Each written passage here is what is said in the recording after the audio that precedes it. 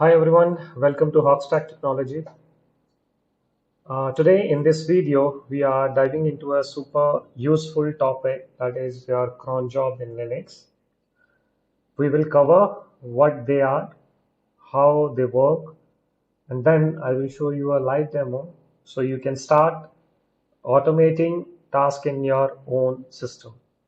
So CronJob is a scheduled task in Linux that runs automatically at specified times or intervals. Like suppose if you want to take backup, you want to execute some script at a particular time, you can use CronJob to schedule your script.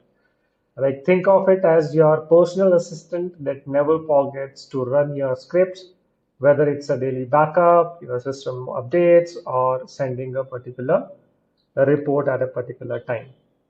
So let's get started with that. Before diving into the practical part, just I want to explain you that how we are defining that particular time.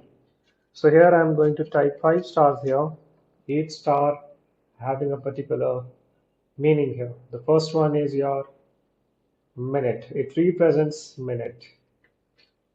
And the value of minute will be from 0 to 59. Then the next star represents hours. So here we are going to use hours, the number of hours. So the value will be between 0 to 23. Next is day of month. You can consider it day of month. Day of month. Okay. So the values can be from 1 to 31. Next is month.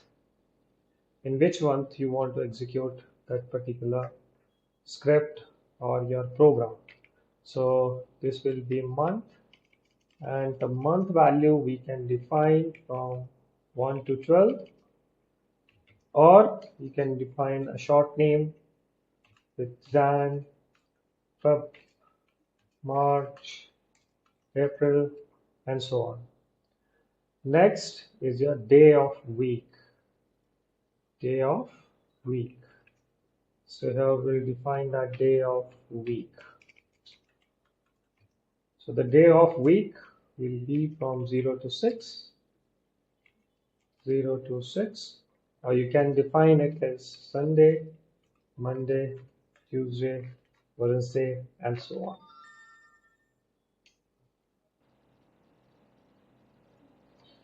Now we will see that how to apply the real-time scenario on Crontab.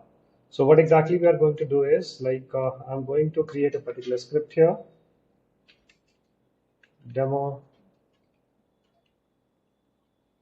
script script.sh. Here I'm going to define shebang bin bash. Then I will define that this script needs to be executed, but what exactly the output it will give. Today is dollar.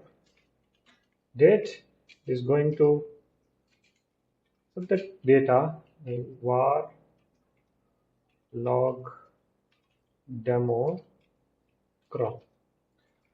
Okay, that's all in this script. I'm going to save this one. Now I will create a cron job. Cron job can be created with different methods. First, I will show you with the crontab command, crontab -e. So here I will execute this one. Here I will mention that this script need to be executed every minute, on every hour, on every day of month, every day of week.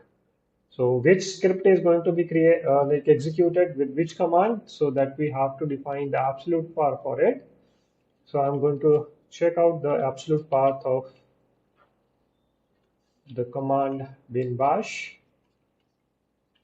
or it will be bin usr bin bash. I will copy this particular output. I will save it here. I will give one space, and which script I want to execute, the real path of it, real path of the script, demo script.sh. This is the absolute path of that script.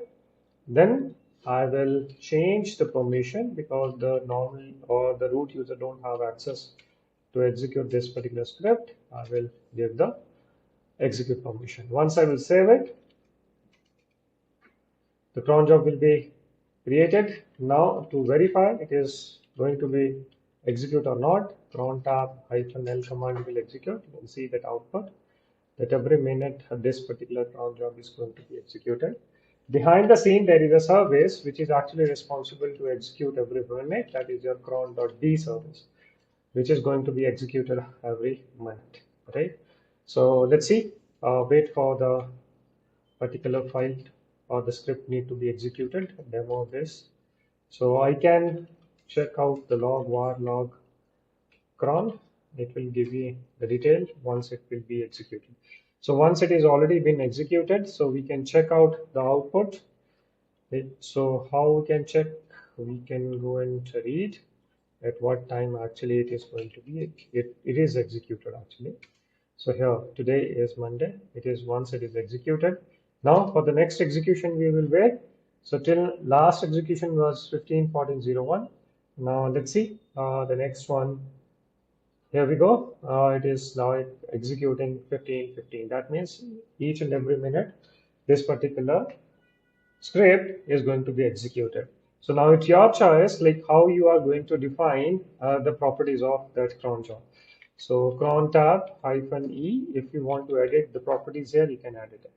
So like suppose if I will take an example here, like I want to execute a script at a particular day, like it should be 2nd of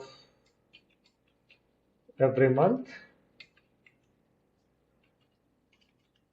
Right? So at specific time, we can say supposed to be, it should be at morning at, or evening 4 o'clock. So what exactly the entry we are going to define here? I'm going to make changes as per the requirement. They are asked for to execute in the evening. So 00. It will be 16. It will convert into 12 hours of time. 4 p.m. will be converted into a 16. Then every month of second, every month, in the question they didn't ask for any week. So we can apply these changes as per the need into the Crontab file. So if you want to verify, there is a particular site, Crontab or cronjob.guru. Let me verify that. Guru.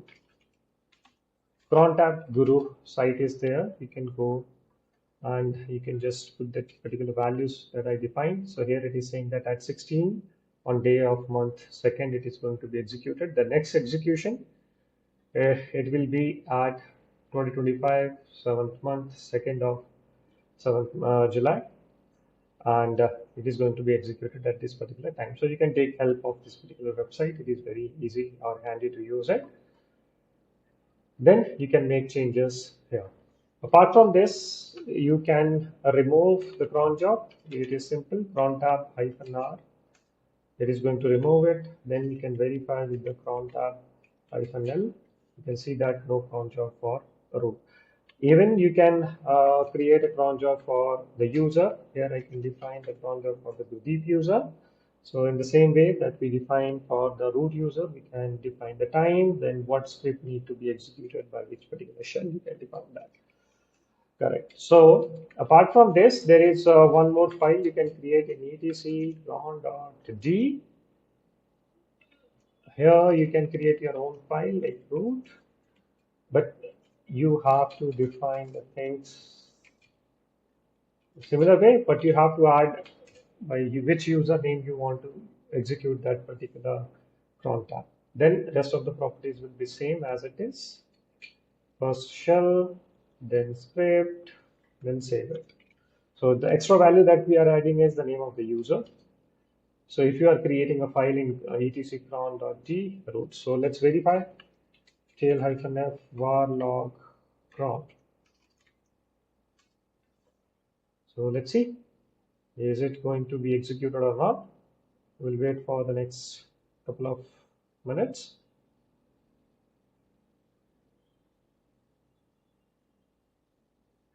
So in this way, you can segregate the cron jobs for particular services, particular application, and you can separate it from each other. Here we go. It is going to be executed as a root user. Here you can see that it is executed successfully. That's all for the day. Next time we'll connect with another video. We'll come up with another video. We'll connect with that. Thank you so much.